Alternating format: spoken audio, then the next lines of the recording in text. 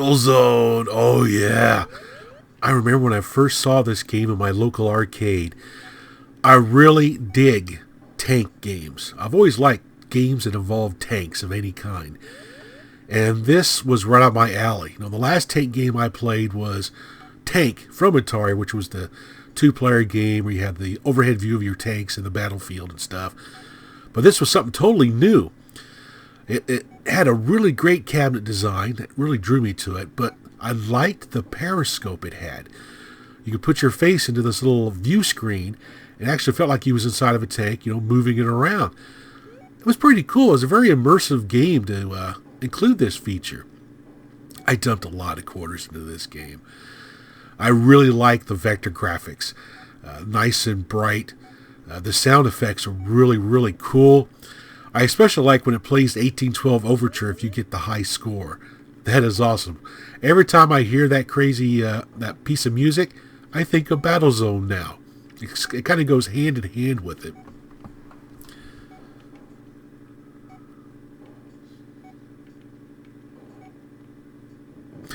Now, me and my friends, we used to try to, do the high score, see who get the highest score and all that good stuff.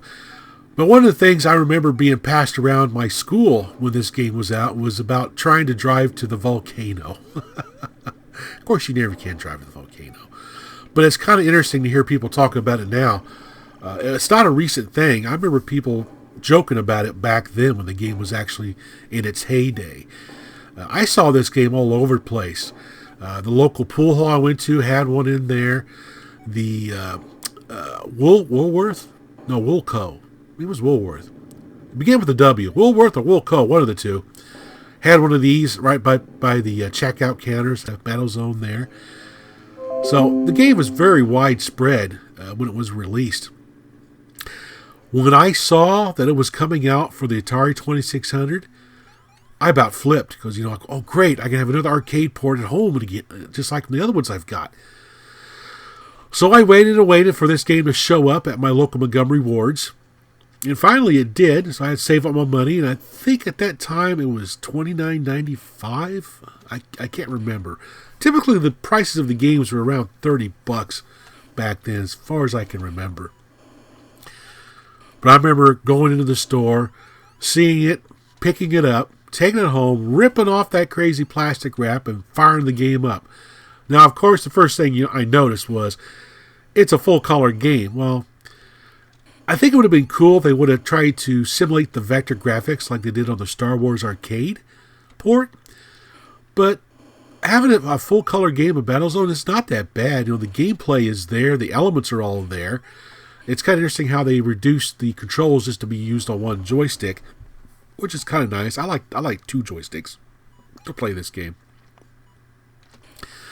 But other than being a full-color game, it's actually quite a bit of fun.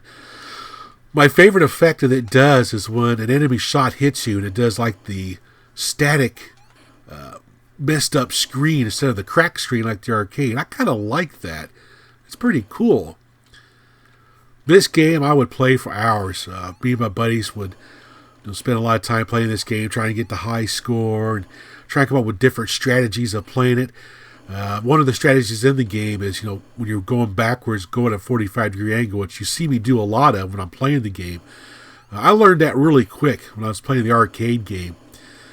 Just to go backwards, keep the enemy tank off about 45 degrees, wait till he shoots, and try to swing over real quick and fire a shot off, and then go back to a 45-degree angle again and try to get away from him.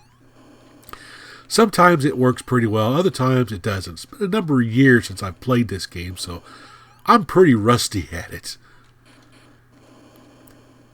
Another strategy I used to like to do was try to hide behind a geodesic shape, like a square or something like that, and try to get the enemy tank on the other side of that square to get him to come up to it, and then watch if he starts to back up and try to time a shot to shoot when he's backing up to try to hit him. That sometimes works pretty well too, but not always. So let's take a look what came in the box. All right, let's take a look at the box. Now, I love this artwork, as usual. Gets the point across pretty well. The explosive arcade hit, Battlezone. Oh, yeah.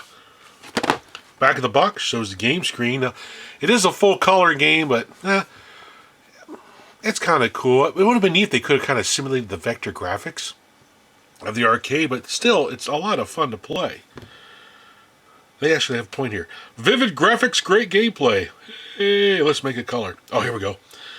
The Earth is in big trouble, and you are the only hope for survival. From the control panel of your combat tank, you must search out and destroy automated weapons that have invaded the countryside. Armed with a radar screen and turret gun, your mission is to find aerial fighters, enemy tanks, super tanks, and flying saucers before they find you. Get ready, the battle has just begun. Let's open the box up here. Take off the shrink wrap. Shrink wrap. I'll try to get shrink wrap off. Get off of there. As Willie slices his hand open. Alright. The shrink wrap is off. Open the box, open the box. Oh, that's cool. Atari proof of purchase. Atari 2600 Battlezone. Now I like it when they do this instead of having a little cutout thing on the back. You just cut this little tab off and that becomes your proof of purchase for the little freebies and giveaways they used to do. Ah, the cartridge. Awesome. Got that great artwork on there. And the manual. Ah, nice full color manual. I love it when the games have a full color manual in them. And this is kind of like a big fold out kind of manual. Oh wow. Now that's really cool. I like the artwork there in the middle. So using your radar screen, you got your scoring, using the controller. Gives you some strategy tips here. That's kind of neat. A good way to evade enemy shells is rotate your tank 45 degrees and immediately move the tank backward. See diagram right there. And that is one of the strategies I use even on the arcade game. Pretty awesome. Let's see on the back here. Flip over here. The game objective. Oh, we got to read this story. I love when they have backstories. The year is 1999. Oh. And the nations of the earth have declared a worldwide peace plan. But there is a problem with the proposed truce. A council of military commanders has unleashed battalions of automated weapons into the countryside. These aerial fighters, flying saucers, tanks, and super tanks will turn the world into a lifeless landscape unless you can stop them. Luckily, you discovered an old military tank hidden inside a museum. Use your joystick to steer the tanks you search for enemy automations. Automations. Duh. Automatons. Oh my gosh, can't even read.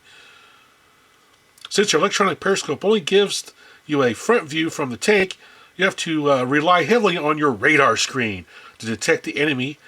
If you can see a blip on the radar, you need to move there fast. Use your joystick to turn your tank until the enemy appears on the screen. Press the red controller button to fire your turret gun. Awesome. That kind of looks like a Cylon Raider. Huh. That's pretty cool. Wow, awesome. Well, that's Battlezone. Ported over from the arcade to Atari 2600. Really fun arcade port. I really love this game. Thanks for watching.